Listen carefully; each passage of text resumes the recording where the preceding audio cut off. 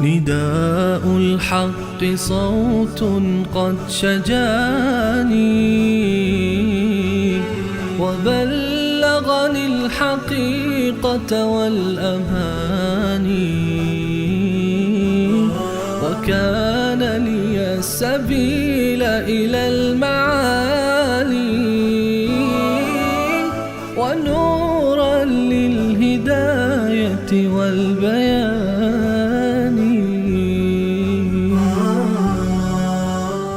أعوذ بالله من الشيطان الرجيم. بسم الله الرحمن الرحیم. قبل از سوره مبارکه صاد سوره صافات است. در سوره صافات بحث شفاعت خدایان باطل هست که اونها نمیتونن شفاعت بکنند و اونها نمیتونند برای شما در روز قیامت سفارش بکنند، اونها کاری نیستند. حال در سوره صاد خدای عزوجل بیان می‌فرماید که حتی بعضی از بندگان که مشرکین اونها را فریاد میزنند، بعضی از انبیا، خاصان خدا، مقربان خدا، اونا خودشون دچار مشکل و دچار مصیبت شدند. خدای عزوجل در سوره مبارکه صاد در بخش پایانیش بحث انبیا را میارد و اینکه انبیا چه سختی‌هایی، چه شدائدی، چه روزهای سنگینی برایشون بود و اونها در سخت‌ترین شرایط و حالات خدا را فریاد میزدند. پس اینهایی که خودشون محتاج خدا هستند، بندگان صالح، خودشون از خدا میخواهند، از خدا میطلبند، اینها چطور میتوانند که برای دیگران شفاعت بکنند؟ چطور میتوانند شفیع غالب دیگران باشند؟ در این سوره الله عزوجل در ارتباط با انبیایی که بر اونها مشکلات آمد، برای اونها رنج آمد، سختی ها تحمل کردن، اونها میاد انشاءالله که همون مدعای سوره صافات هم اثبات میشه. صاد والقرآن ذی الذکر. الله عزوجل ابتداءً سوگند یاد میکند به قرآنی که دارای شرف است. این سوگند یاد کردن یعنی قرآن را شاهد گرفتن، از خود قرآن استدلال گرفتن. الله می فرماید والقرآن ذی الذکر، ای ذی الشرف، دارای ذکر بلند، دارای شرف و جایگاه و مرتبت. سوگند به این قرآن ذی الشرف. بل الذین کفروا فی عزت و شقاق.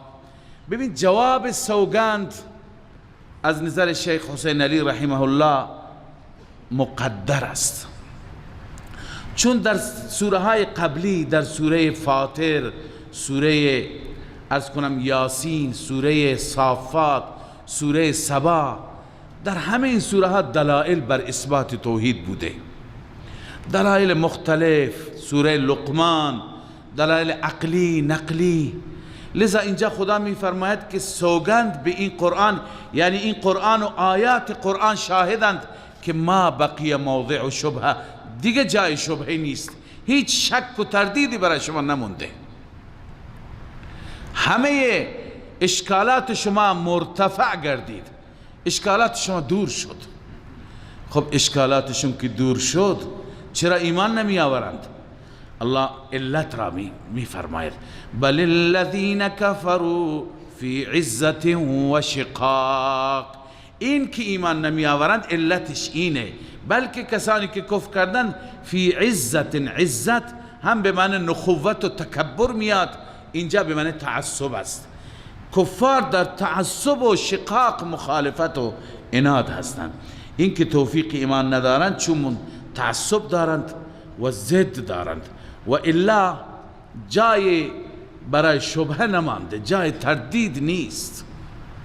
تمام اشکالاتشون را الله عزوجل به وسیله دلایل عقلی و نقلی جواب دادند. حتی درباره فرشتگان الله فرمودن که فرشتگان خودشون وقتی که صدایی در آسمان ها میشه وحشت زده میشن، چه خبره؟ و اینا چطور میتوانند شفیع غالب بشند؟ کم اهلکنا من قبلهم من قرن فنادوا ولا تحین مناص. سبحان الله. الله تخویف دنیوی بیان میفرماید. اینایی که در ضد و تعصب هستند بشنوند اقوام گذشته را که چگونه خدا هلاک کرد. کم اهلکنا من قبلهم من قرن، از قرون گذشته چقدرها را ما هلاک کردیم، اما به وقت هلاکت فنادوا، فریاد زدند، صدا زدند که به داد ما برسید. ولا تحین مناص. الله می فرماید نبود اون وقت خلاصی. مناص ای خلاص، این یعنی ولا تذاک الحین حین مناص. ولا تا این لا مشبه بلیس هست، تا زائد است. ولا تا یعنی ولیس ذاک الحین حین مناص. اون زمانی که اونها گفتم کمک دیگه وقت کمک نبود، تمام شد.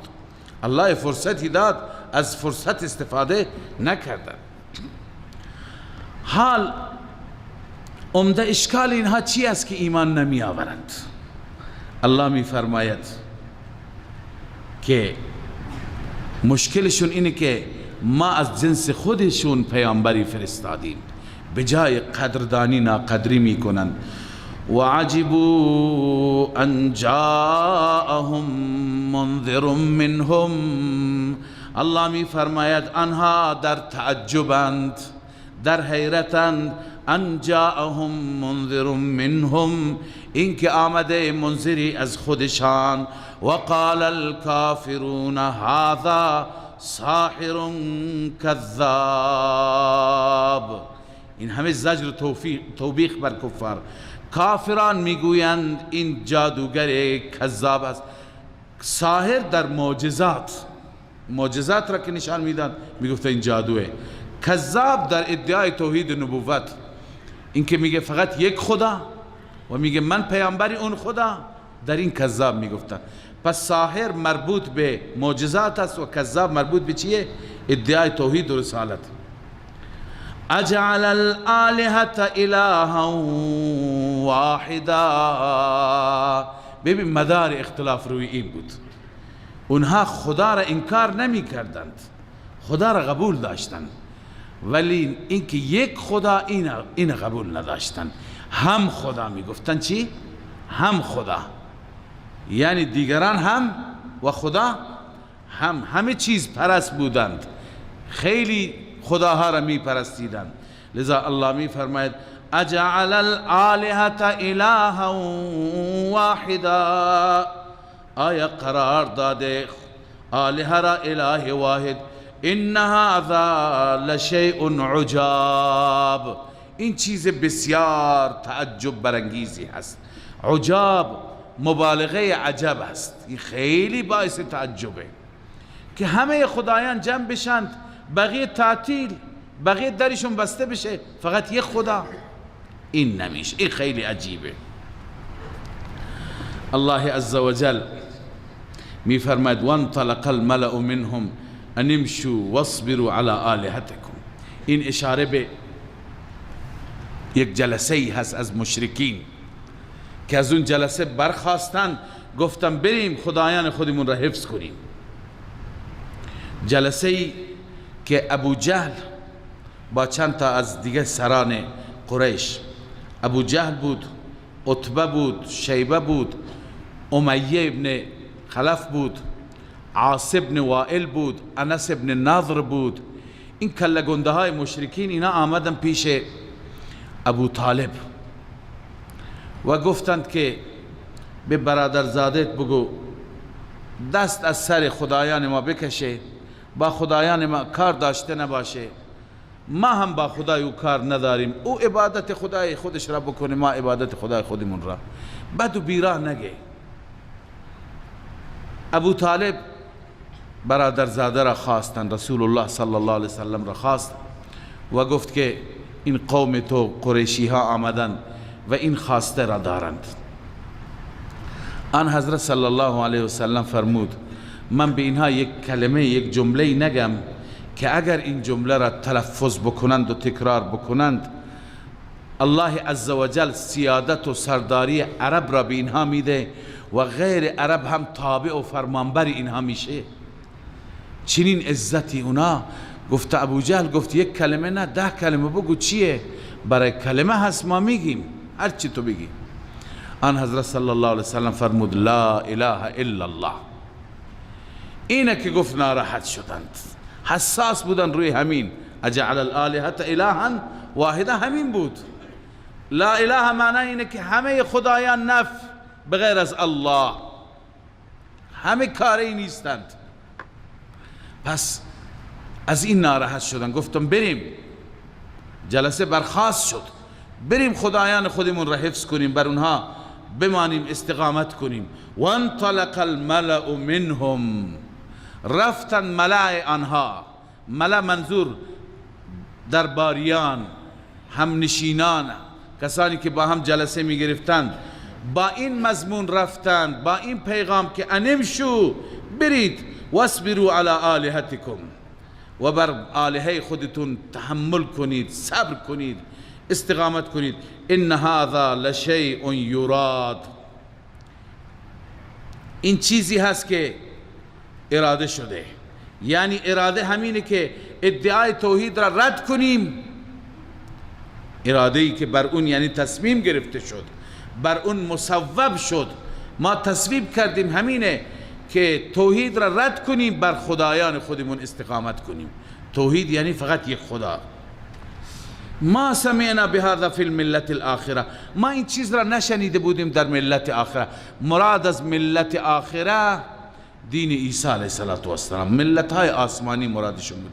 اینها که آمدند قائل به یک خدا نیستن، قائل به تثلیثن، 3 تا خدا هستن. میگه یکی عیسی است، یکی روح القدس، یکی الله است. پس حتی در این دین که ادعای دین آسمانی دارد هم توحید نیست، تثلیث است. گرچه توحید بود اما اونها چی کردند؟ اونها تثلیث را از خود ایجاد کردند.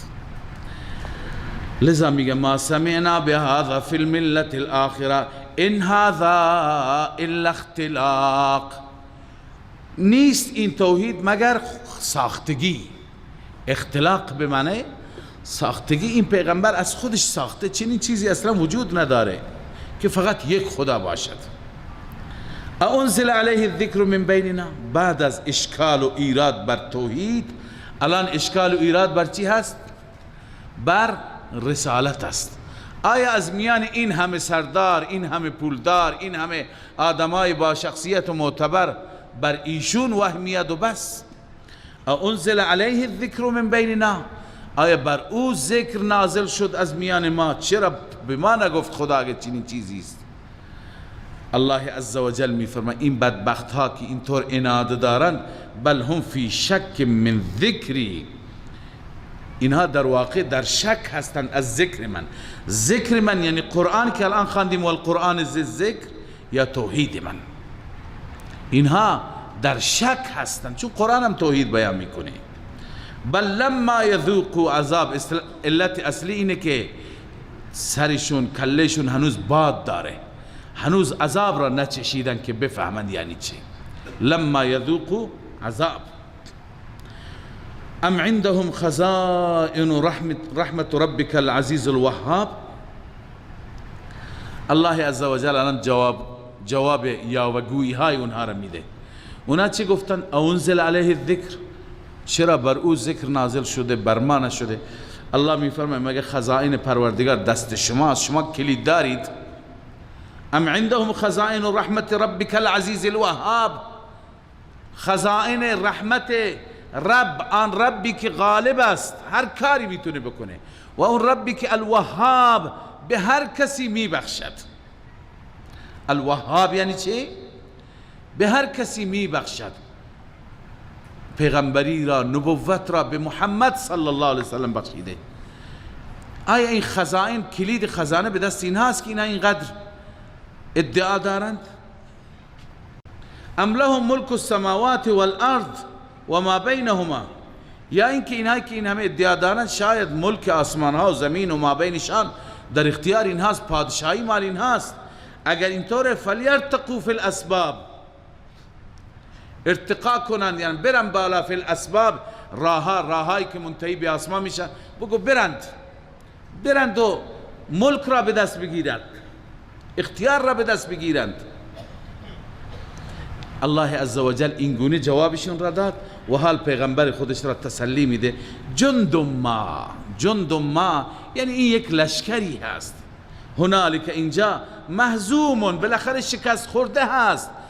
من الاحزاب، جند ما من الاحزاب، جند من الاحزاب یعنی این قریش چرا نگرانی ای پیغمبری من؟ اینها یک لشکری از بقیه لشکرها، یک حزبی از بقیه احزاب. خیلی احزاب بودن تو این دنیا، اینم یکی از اونها، هیچ برتری از اونها ندارد. اینم هنالک مهزومون، اینجا شکست میخورن. بعضی گفتن هنالک، این سوره مکی هست، بعضی میگن هنالک اشاره به مصرعشان در بدر است، یعنی اون جاهایی که اینها کشته میشند و لاششون و جسدشون میفته، اشاره به اونجاست. الله میفرماید که این یه لشکر است، اینجا میفتند. این اشاره را فقط الله میدونه. لذا اشاره به ذلت و بدبختی مشرکین هست که اینها بالاخره شکست میخورن. جند ما هنالک مهزوم من الاحزاب، یک لشکری هستند، یک حزبی هستند از احزاب. هنالک مهزوم، اینجا اونها شکست میخورن. الان نمونه از اقوام گذشته، از احزاب گذشته چطور شکست خوردند، چطور عذاب آمد. مگه خون اینها رنگی تر از اونها؟ کذبت قبلهم قوم نوح و عاد و فرعون ذو الاوتاد. قبل از قریش مکه تکذیب کرد، قوم نوح تکذیب کرد، قوم عاد تکذیب کرد، فرعون تکذیب کرد. اون فرعونی که ذو الاوتاد بود، دارای میخ بود. قبلا عرض کردم ذو الاوتاد را بنابر دو دلیل، دو تفسیر. یکی این که ذو الاوتاد کنایه بود از استحکام ملکش، چون خیمه ای را که هرچی میخ بیشتر بزنی محکمتر میشه. یعنی چنان پادشاهی و ملکی داشت که اصلا فکر نمی کردی سرنگون بشه. ذو الاوتاد بود. بعضی میگن نه، ذو الاوتاد اشاره به چی هست؟ به اون شکنجه‌ای که فرعون میداد. این ننگ برای فرعون، این ننگ برای فرعون که مردم را، مخالفین خودش را وقتی که میبست، چار دست و پایشون را به میخا میبست و بعد به وسیله تازیانه و دره میزد. آسیه رضی الله عنها را اینگونه شهید کرد.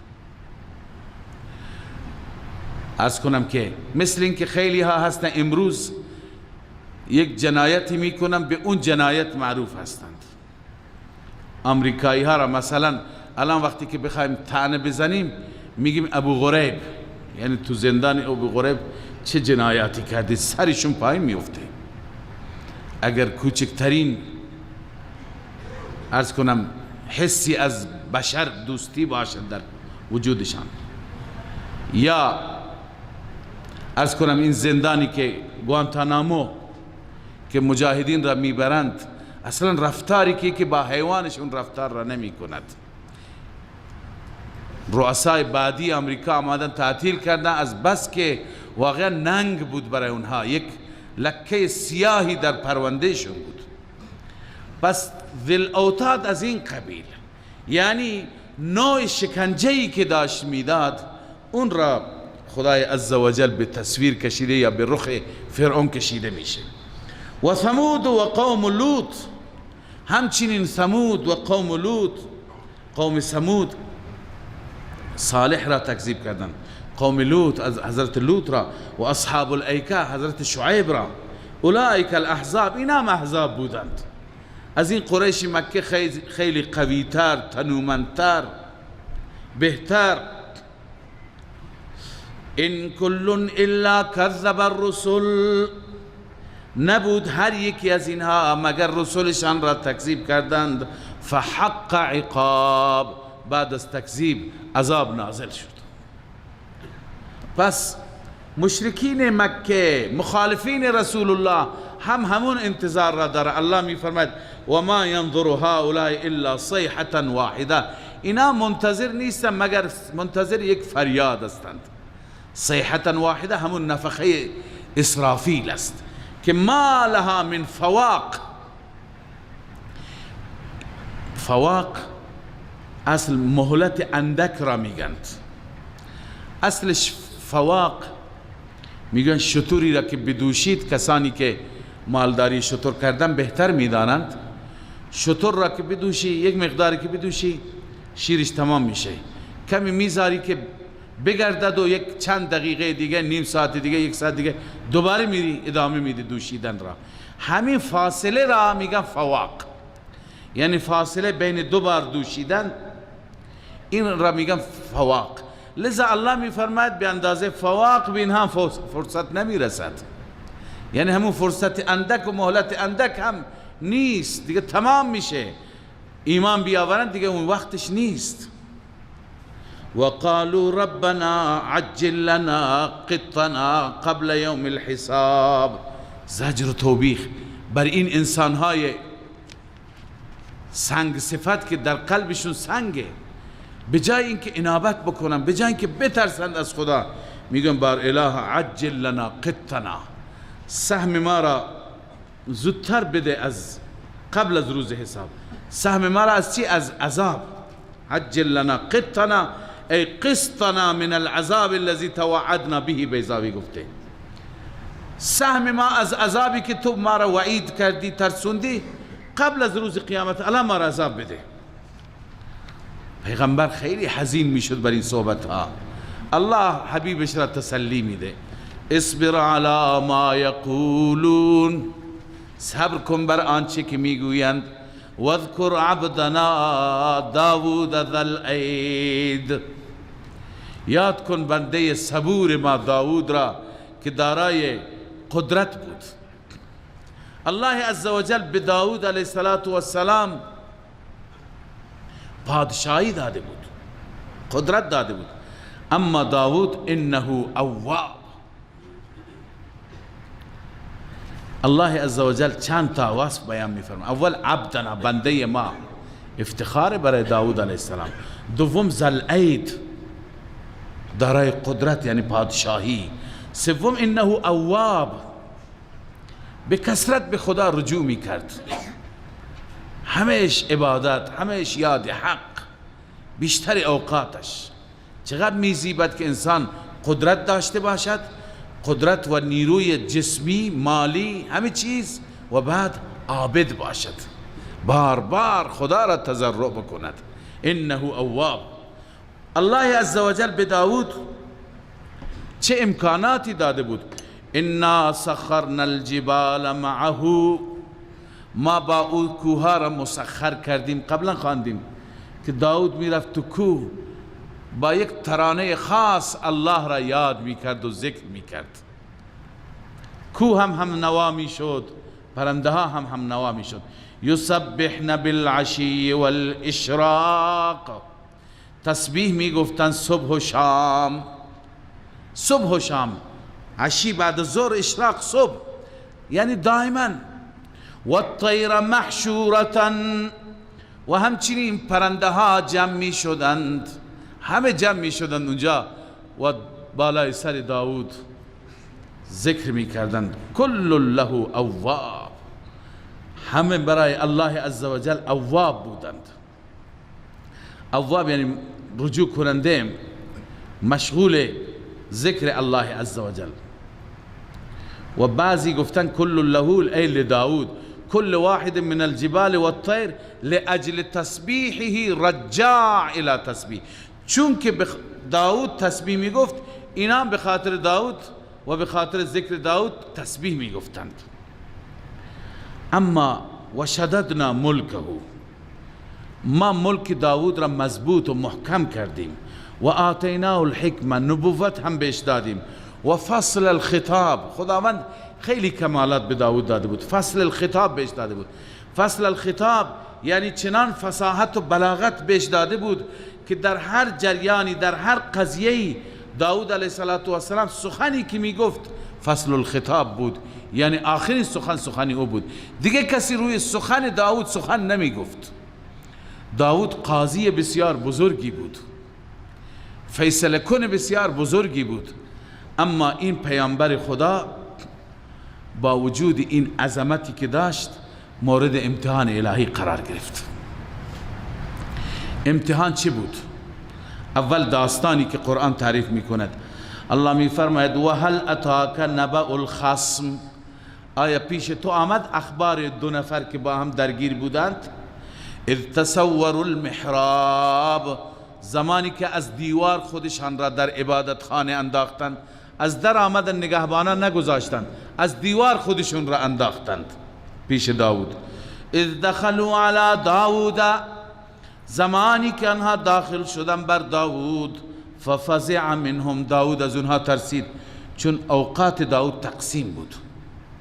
به وقت عبادت هیچ جرأت نداشت، نه زن و بچه، نه کسی از ماموران، نه کسی از کارمندان، نه مراجعات مردم. وقتی که مال زن بچه بود، مال زن و بچه بود دیگه.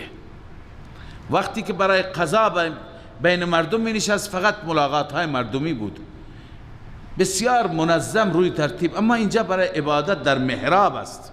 محراب یعنی عبادت خانه. یهو از دیوار دو نفر خودشون را انداختن. ترسید، گفت اینا حتما قصد جان مرا کردند. قالوا لا تخف، گفت نترس.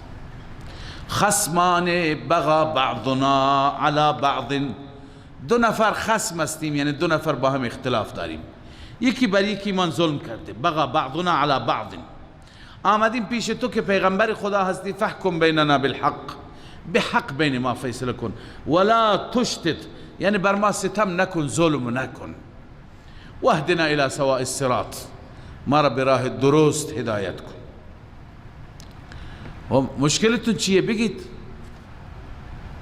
یکی گفت ان هذا اخی، این برادر من هست. له 99 نعجه، 99 تا گوسفند داره. ولی نعجه واحده، من یک گوسفند دارم.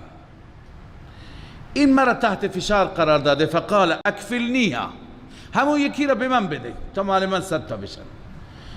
و عزنی فی الخطاب، و در خطاب خودش مرا تحت فشار قرار داده، یعنی در این خواسته من تحت منگنه قرار داده که باید این یکی را هم بهش بدم. وقتی که این گفت داود علیه السلام چی گفت؟ قال لقد ظلمك بسؤال نعجتك الى نعاجه، این واقعا بر تو ظلم کرده که سؤال کرده گوسفند تو را به گوسفندان خودش که این را هم با اونها همراه بکنند. 99 تا داره، بسش نیست، این یکی را هم میخواد اضافه بکنی. و ان کثیرا من الخلطاء، خیلی از شرکا هستند که لیبغی بعضهم علی بعض، بعضی بر بعضی ستم میکنند، ظلم میکنند، همینطور که این برادرت بر تو ظلم کرده. الا الذين آمنوا وعملوا الصالحات وقلیل ما هم، مگر کسانی که ایمان داشته باشند و عمل صالح انجام بدن، اونها اندکند. یعنی مؤمنین و صالحین ظلم نمی کنن، بقیه ظلم می کنن. وقتی که اینو گفت، اینها به هم دیگه نگاه کردند، خندیدند، ناپدید شدند. داود متوجه شد اینا فرشته بودند. و ظن داود انما فتنا، یقین کرد داود که خدا مرا آزمایش کرد. فاستغفر ربه، همینجا در جا از رب مغفرت خواست، معذرت خواهی کرد. و خر راکعا و اناب، راکعا یعنی ساجدا، به سجده افتاد. و اناب یعنی رجوع کرد به سوی الله که خدای توبه کردم، اشتباه کردم. خب پس معلوم میشه که این دوتا را خدای عزوجل برای مأموریتی فرستاده بود. داود را تفهیم بکنند این مأموریت چه بود. این مأموریت برای کدوم اشتباه داود بود. در این رابطه داستانهایی هست که این داستانها اسرائیلیات است. درسته ما بعضی از داستانها را نه تایید میکنیم نه تکذیب، اما بعضی از داستانها که با عقاید دینی و با عقاید اسلامی و با مقام بلند انبیا در تضاد و تناقض باشد، این داستانها را به شدت رد میکنیم، تکذیب میکنیم، اشد تکذیب. من جمله این داستانها که در کتابها آمده و متاسفانه من این را میگم، شاید شما گاهی تفسیر مطالعه بکنید یا تفسیر فارسی یا تفسیر عربی همین داستان را ببینید، متاسفانه بعضی از مفسرین نقل کردن، فقط نوشتند، دیگه تحقیق نکردن. امکان داره شما هم تو تفسیری ببینید، ولی این درست نیست. اون اینه میگند که داود علیه السلام 99 تا خانم داشت. این داستان معروف به داستان اوریا. اوریا یکی از سربازان یا فرماندهان جیش داودی بود، لشکر داود بود. این اوریا زنی داشت، خانومی داشت که خیلی خوبصورت و بلا نسبت زیبارو بود. داود عاشقش شد، نمیدونست چه کار بکنه. آخر به فکرش آمد که این اوریا را بفرسته به مرزهایی که جنگ هست با دشمنان، با کفار، اونجا بفرسته تا همونجا کشته بشه. لذا به اوریا مأموریت داد، اوریا برو فلان منطقه. اونم رفت اونجا جنگید تا که کشته شد. زنش را داود عقد کرد، به همین خاطر فرستاده بود. لذا میگن داستان این بوده. این داستان اسرائیلی هست، از هیچ منبع درستی این داستان ثابت نیست. اما ما که به جای اینکه بگیم نه تایید میکنیم نه تصدیق میگیم، تکذیب میکنیم به شدت، به دلیل اینکه با جایگاه نبوت، با جایگاه پیامبران این داستان همخوانی نداره. یه انسان عادی که بوی از حیا و ایمان داشته باشه این کار را نمی کند. یه پیغمبر این کار را می کند؟ این دروغ محض، افترا هست بر نبی خدا. پیغمبران خدا مثل داود و سلیمان از میان خود بنی اسرائیل دشمن داشتن. بنی اسرائیل که علنی میگفتن سلیمان جادوگر بوده، قرآن جوابشون داد و ما کفر سلیمان ولكن الشیاطین کفروا یعلمون الناس السحر. سلیمان کفر نکرد، جادو نکرد، شیاطون جنات بودن که در زمان سلیمان این کار را میکردن. بعدم به نام سلیمان تمام شد. پس این داستان اوریا یکی از دروغهای شاخدار هست که حضرت علی کرم الله وجهه فرمود هر کسی بگوید این حدیث داود را و این سخن داود را، من او را 80 ضرب شلاق نمیزنم، 160 ضرب شلاق میزنم. چرا؟ چون که کسی بر یک مسلمان افترای بگوید، دروغی بگوید، 80 ضرب شلاق هست. اما این انسان که بر پیغمبر خدا گفته، بر یک انسان عادی نگفته، این باید دوبله بشه. لذا 160 ضرب شلاق بهش میدم. قال علی من حدثکم بداود، به حدیث داود. علی کرم الله وجهه فرمود هر کسی این حدیث داود را بگه، علی ما یرویه القصاص، اون که داستان گویان هر جا تعریف میکنن، جلدته 160، من اون را ضرب شلاق میزنم 160 تا. و هو حد الفریة علی الانبیاء، تفسیر مدارک. این حد افترا بر انبیاء است. کسی بر پیغمبری افترا بگوید باید 160 ضرب شلاق بخورد. و تفسیر خازن نوشته، تفسیر بیضاوی، لا يجوز ان يلتفت الى ما یستره الاخباریون من اهل الكتاب، راویان اهل کتاب می نویسند نباید بهش اعتبار کرد. الذین بدلوا و غیروا، اونهایی که همه چیز را تبدیل کردن، همه چیز را منسوخ کردن، همه چیز را تحریف کردن. و نقله بعض المفسرین، بعضی از مفسرین هم این را نقل کردند متاسفانه. خب پس داستان چیه؟ اصل داستان چیه؟ ایشون میفرماید تفسیر خازن که خداوند نگفته، در حدیث هم نیامده اشتباه داود چی بود، اما مفسرین یه سری چیزهای گفتند. یه مفسری مثلا نوشته یه روزی حضرت داود علیه السلام پشت بام خانه خودش داشت عبادت میکرد. وقتی که بلند شد، سر بلند کرد، چشمش افتاد به زن همسایه. زن همسایه حالت خوبی نداشت،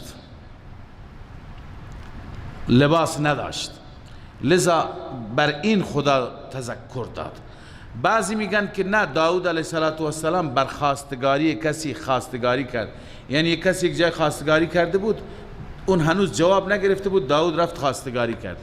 اینها همه غیر معتبرن، نمیشه به اینها اعتماد کرد. اما چیزی بعضی از مفسرین نوشتند و شیخ ما شیخ حسین علی رحمه الله اینو نوشته، این هم از جای نقل نشده، ولی اگر ما به آیات تدبر بکنیم به این نتیجه میرسیم که این علت درستی هست. خود آیات را شما فکر بکنید میدانید که اون چه که شیخ رحمه الله فرموده واقعا بجا فرموده. شیخ معتقد است که داود علیه السلام یکی از پیغمبرانی بود که خداوند عزوجل به ایشون علم قضا داده بود. به ایشون چه داده بود؟ علم قضا داده بود، یعنی علم فیصله بین مردم چی بکنند؟ فیصله بکنند. خدای تعالی به وسیله این فرشتگان میخواست داود را بیشتر آموزش بده، به این شکل که وقتی که دو نفر میاند پیشت میشیند، یکی مظلوم نمایی میکند، از حرفاش متأثر نشو، قبل از اینکه از دومی بپرسی اون را ملامت میکنی. این دوتا که آمدند، یکی مظلوم نمایی کرد، گفت که این دوست من، این برادر من 99 تا گوسفند داره، من یکی دارم، این یکی را میگه هم به من بده، من چیزی ندارم، من مظلومم، فلانم. داود علیه السلام متأثر شد، گفت که ظلم میکنه. چرا بعضی از شرکا اینطور ظلم میکنن؟ نباید ظلم بکنه.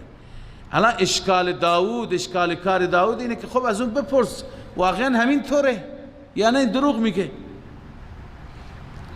قبل از اینکه از اون بپرسه داود فیصله کرد. اینها هم دیگر را نگاه کردند، خندیدند و رفتن، ناپدید شدند. داود فکر کرد بله اینا دو تا فرشته بودند. اشکال کار من چی بود؟ خب من از دومی نپرسیدم که جریان چیه. پس یک قاضی، یک داور شرعی، یک داور و میانجیگر که بین دو نفر منشینه، هیچ وقت از سخن یک طرف متأثر نشه، بلکه دو طرف را گوش بکنه بعداً فیصله بکنه. خیلی وقت ها هست ما متأثر میشیم از یک سخنی، الان دومی هر چی میگه اصلا تو گوش ما حرف نمیره. لذا داود علیه السلام را الله عزوجل به این تذکر داد. ببینید در ادامه هم معلوم میشه بحث قضاوت است، چیزی دیگه نیست. فغفرنا له ذلك، ما داود را بخشیدیم. و ان له عندنا لزلفا، داود علیه السلام نزد ما تقرب داره و حسن مآب و انجام و عاقبت نیک داره. یا داود انا جعلناک خلیفة فی الارض، ای داود ما تو را خلیفه روی زمین قرار دادیم. فحکم بین الناس بالحق، بین مردم به حق فیصله بکن. پس بحث درباره فیصله هست یا نیست؟ درباره قضاوت است. ولا تتبع الهوا، از هوا و خواهشات نفس، یا به تعبیر امروزی بگم از احساسات پیروی نکن. یک کسی میاد به شما میگه مظلوم شدم، خودم را زده، زنم را زده، بچه‌ام را نفله کرده، فلان فلان، شما هم احساساتی میشی، چند تا بد و بیرا به طرف بگی. نه، ولا تتبع الهوا، احساسات را دنبال نکن، بلکه این احساسات گاهی فیضلک عن سبیل الله، از راه خدا شما را منحرف می کند، گمراه می کند، به بیراه می کشد. خیلی وقت بوده که یک طرف وقتی که طرف رفته یک طرفه برایش گفته، خیلی احساساتی شده، قبل از اینکه طرف را ببیند بشنود حرفش را، زده او را، بهش ضربه زده، اما بعداً وقتی که متوجه شده که اون گزارشات همش دروغ بودند، همش عکس بود، خب پشیمان شده. ولی اون پشیمانی چه فایده داره؟ فیضلک عن سبیل الله، از عدالت، از انصاف، از راه خدا تو را به بیراهه می کشد. ان الذين يضلون عن سبيل الله لهم عذاب شدید، آنانی که از راه خدا به بیراه کشیده میشوند، گمراه میشوند، برای آنان عذاب شدید است. چرا؟ بما نسوا یوم الحساب، به سبب اینکه اینها روز حساب را فراموش کردند. بنابراین الله عزوجل فرمود این بما نسوا یوم الحساب، چون به قیامت ایمان نداره، اعتقاد نداره، ترک کرده، یعنی فراموش کرده، یعنی ترک کرده. اما کسی که ایمان و اعتقاد داره، اون باید دنبال عدالت باشه، دنبال حق باشه، دنبال فیصله صحیح و درست باشه. صدق الله مولانا العظیم. الحمد لله رب العالمين والعاقبة للمتقين، والصلاة والسلام على سيدنا وحبيبنا ومولانا محمد وعلى آله وأصحابه أجمعين. اللهم اصلح ذات بيننا وألف بين قلوبنا واهدنا سبل السلام وجنبنا الفواحش ما ظهر منها وما بطن. اللهم إنا نعوذ بك من الفتن ما ظهر منها وما بطن. اللهم اقسم لنا من خشيتك ما تحول به بيننا وبين معاصيك، ومن طاعتك ما تبلغنا به جنتك، ومن اليقين ما تهون به علينا مصائب الدنيا، ومتعنا بأسماعنا وأبصارنا وقواتنا ما أبقيتنا وما أحييتنا، واجعله الوارث منا، واجعل ثأرنا على من ظلمنا، وانصرنا على من عادانا، ولا تجعل مصيبتنا في ديننا، ولا تجعل الدنيا أكبر همنا، ولا مبلغ علمنا، ولا غاية رغبتنا، ولا تسلط علينا بذنوبنا من لا يخافك ولا يرحمنا. پروردگارا اله العالمین، ما را بر مسیر صحیح، بر راه قرآن و سنت گامزن بفرما. پروردگارا ایمان درست، تقوای صحیح، خدا ترسی و خشیت خودت را در اعماق قلب ما جا بده. توفیق عمل کردن به تک تک آیات زیبای کلام الله مجید عنایت بفرما. پروردگار دنیا و آخرت ما را آباد بفرما. به همه ما ایمان کامل، دین کامل، تقوای کامل و همچنین دنیای صالح و رزق حلال عنایت بفرما. اله العالمین، خاتمه ما را با ایمان بگردان، آخرت ما را آباد بگردان. پروردگار طاعات و بندگی های شکسته ما را قبول بفرما. توفیق مزید و بیشتر عنایت بفرما. در همه کارها اخلاص نصیب بفرما، مقبولیت نصیب بفرما. ما را از خیر و از لطف خودت و از فضل خودت در این ماه بالخصوص محروم نگردان. اله العالمین، مشکلات ما را حل بفرما، مشکلات دینی و دنیوی، مشکلات فردی و اجتماعی، مشکلات کوچک و بزرگ، همه نوع مشکلات را حل بفرما. خاتمه ما را با ایمان بگردان، آخرت ما را آباد بگردان. اله العالمین، از ما راضی و خوشنود باش و همیشه در راه رضایت موفق بگردان. ربنا تقبل منا انك انت السميع العليم وتب علينا انك انت التواب الرحيم. آمين آمين برحمتك.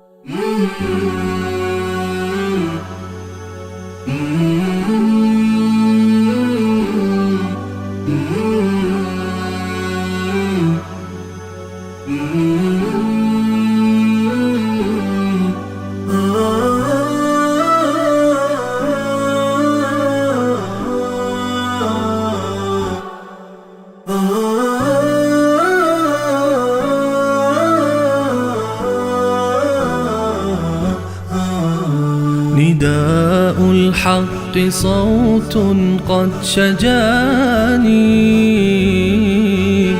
وبلغني الحقيقة والأماني